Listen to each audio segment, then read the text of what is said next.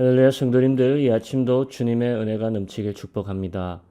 오늘 같이 보실 말씀은 시편 119편 57절에서 64절입니다. 같이 읽도록 합니다. 여호와는 나의 분길이시니 나는 주의 말씀을 지키리라 하였나이다. 내가 전심으로 은혜를 구하였사오니 주의 말씀대로 나를 긍휼히 여기소서. 내가 내 행위를 생각하고 주의 증거로 내 발을 돌이켰사오며 주의 계명을 지키기에 신속히 하고 지체치 아니하였나이다.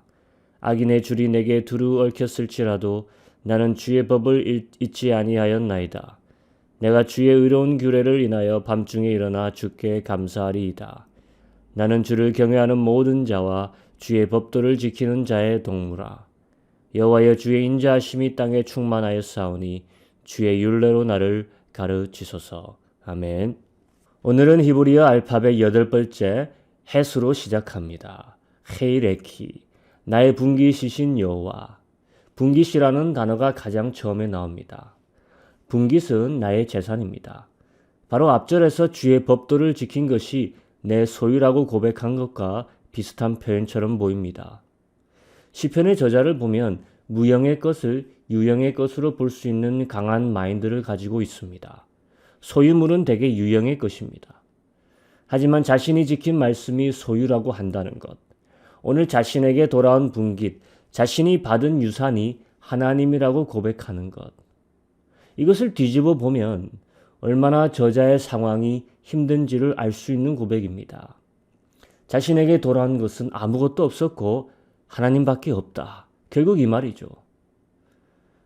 여러분, 타국 땅에 포로가 돼서 잡혀간 곳에 자신에게 돌아올 분깃이 있겠습니까? 결국 아무 분깃도 없는 알거지인 상태에서 오늘 이 신앙인은 자신에게 돌아온 보이지 않는 무형의 분깃을 찬양하는 것입니다. 바로 하나님 자신이라고 고백합니다. 참 대단합니다. 우리는 이런 상황에 처하게 되는 것을 상상하는 것조차 두렵고 부담스럽습니다. 내가 내세울 수 있는 분깃이 하나님밖에 남지 않는 상황. 우리는 하나님이 함께하고 있다는 확신을 우리가 가진 것에 비례해서 생각할 때가 많이 있지 않습니까? 이것도 가지게 되고 저것도 가지게 되고 내게 재물이 쌓이고 내가 주장할 수 있는 것들이 많아질수록 하나님이 정말 나와 함께 하시는 것이 맞구나. 나를 축복해 주시는 것을 보면 정말 하나님이 내 편에 계신 것이 확실해. 이런 생각을 하게 됩니다. 그리고 이런 상황이 아주 이상적인 신앙의 삶이라고 생각하기도 되죠. 그런데 그 반대로 하나둘씩 모든 것을 잃게 되는 상황으로 치닫는다 생각해 보자 이겁니다. 오늘 시편의 기자처럼 정말 알거지가 된 것뿐 아니라 거기다 포로까지 됐다고 생각해 보자 이겁니다. 세상엔 사업에 실패해도 생을 마감하는 자들이 있습니다. 그런데 알거지에다 포로까지 됐다. 신앙인으로서 이런 상황에 처한다면 아무리 우리가 잘하는 신앙인이라 하더라도 하나님이 함께 하신다는 확신보다는 하나님이 함께 하시길 바라는 간절한 기도가 나올 것입니다. 더러는 하나님을 원망할 것이고 하나님의 함께 하심을 의심하기 시작할 것입니다. 그래서 많은 유대인들이 하나님으로부터 돌아선 사람들이 생겼습니다. 그런데 오늘 시편의 저자는 그런 상황에서조차 자신에게 돌아온 분깃을 찬양하고 있죠. 이제 자신에게는 하나님 밖에 남지 않은 상황을 이렇게 반대로 기쁘게 표현하는 것입니다. 여호와가 나의 분깃이라. 이런 마음을 가질 수 있는 것도 이해하기가 쉽지 않은데 더불어 그렇기 때문에 그의 결심을 이렇게 이야기합니다. 57절 하반절, 나는 주의 말씀을 지키리라. 자기에게 돌아온 것은 보이지 않는 하나님뿐, 알거지가 되고 포로가 되고 세상의 조롱거리가 됐음에도 지금 하는 말이 그렇기에 자신은 여전히 하나님을 나의 분깃으로 여긴다. 내가 주의 말씀을 지키겠다. 이렇게 고백하고 있습니다. 이것을 보면서 이 시편의 저자가 바로 그리스도의 영을 가진 것을 볼 수 있습니다. 꼭 예수님을 보는 것 같습니다. 주님이 십자가에서 고난당하실 때 그에게 남겨진 것은 오로지 보이지 않으시는 하나님밖에 없었습니다. 철저히 홀로 남겨진 상황. 하나님에게서조차 지금은 버려진 받은 것을 아시면서도 여전히 하나님께 기도하고 있었고 여전히 하나님께 의지하고 있으셨고 여전히 하나님의 말씀을 지켜내고 있었습니다. 그의 옷이 네 갈래로 나눠져 이방인에게 분깃이 되어 떨어져 버렸을 때조차, 그래서 알몸이 되어 아무것도 없어진 그 상태에서조차 그는 하나님께 자신의 영혼을 맡기십니다. 끝까지 인내해내시고 하나님의 뜻을 이행하시죠. 하나님에게서조차 버림받았지만 하나님은 여전히 자신의 분깃으로 받아들여 하나님의 말씀을 이행하는 모습. 이것은 그리스도의 영이 아니면 불가능한 것입니다.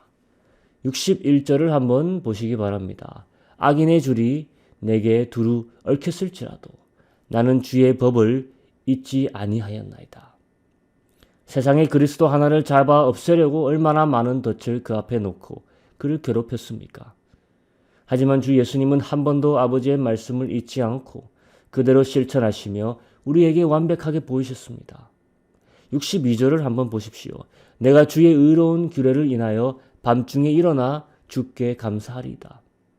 말씀을 사모하고 말씀을 늘 깊게 묵상하는 삶을 살다 보니 밤중에도 말씀 때문에 일어나서 감사가 터져 나오는 겁니다. 자면서도 말씀을 생각하다 보니 일어나 감사가 터져 나오는 겁니다. 이것이 그리스도의 영입니다. 63절을 보십시오. 나는 주를 경외하는 모든 자와 주의 법도를 지키는 자의 동무라. 이것은 예수님이 말씀하시는 것과 동일합니다. 예수의 모친과 동생들이 찾아와 예수를 만나려 했을 때 예수님이 그와 함께 앉아있던 자들을 향해 한 말씀 기억하십니까? 그것은 마가복음 3장 35절에 나옵니다. 누구든지 하나님의 뜻대로 하는 자는 내 형제요, 자매요, 모친이니라. 누구든지 하나님의 뜻. 결국 하나님의 뜻은 하나님의 말씀이죠. 하나님의 말씀대로 행하는 자는 내 형제요, 자매요, 모친, 내 가족이다. 오늘 시편의 기자도 똑같습니다. 누구든지 주를 경외하고 주의 말씀을 지키는 자가 나의 친구라. 성도님들, 모든 것을 다 잃어버려도 여전히 하나님을 자신의 소유로 삼는 삶, 하나님의 말씀을 생각하다 자다가도 감사가 터져 나오는 삶, 모든 관계를 잃어버린 삶에서도 하나님의 말씀을 지키는 자들에게서 새 관계를 바라보는 삶. 이런 자에게는 자신의 모든 것을 앗아간 세상이 원망스럽게 보이지 않습니다. 세상이 악의와 불공평으로 가득 차 있다 하지 않습니다. 그런 자는 64절 이런 고백으로 세상을 바라봅니다. 여호와여 주의 인자하심이 땅에 충만하였사오니. 그런 자의 계속되는 고백은 다음 또 이렇게 나옵니다. 주의 율례로 나를 가르치소서. 우리의 삶이 너무나 어렵고 힘든 것 같을 때 오늘 시편의 저자에게서 위로를 찾았으면 합니다. 여전히 그런 삶에서도 감사와 기쁨이 충만할 수 있었구나. 그의 소망은 그런 상황에서의 벗어남이기보다는 먼저는 주의 말씀을 더 깊이 알아가는 데 있었습니다. 그런 말씀을 통해 주의 임재를 경험하고 있는 사람이었습니다. 우리 오늘 기도하실 때 지금 어려운 상황을 하나님의 말씀을 배우고 묵상하고 지키는 것으로 극복하도록 합니다. 재정적이든 관계적이든 건강의 문제든 우리 신앙인은 하나님의 말씀에서 회복을 찾을 수 있습니다. 우리에게 회복을 주시는 하나님, 우리가 주의 말씀을 이 시편의 기자처럼 사모하는 마음 주시옵소서. 우리 이 아침 같이 이것을 놓고 기도하며 나가기 원합니다. 같이 기도하겠습니다. 하나님 아버지,